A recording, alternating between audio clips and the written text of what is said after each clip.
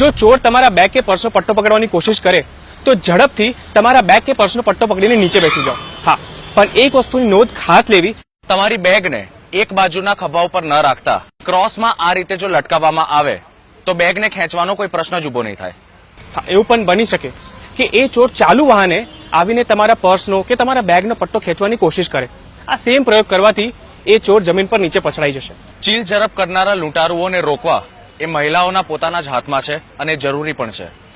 જો બેગ કદાચ તમારા એક બાજુના ખભા ઉપર રહી ગઈ હોય તો એને ચોરના ખેંચતાની સાથે જ પકડીને નીચે બેસી જવાથી એ ચોર નીચે પડી જશે.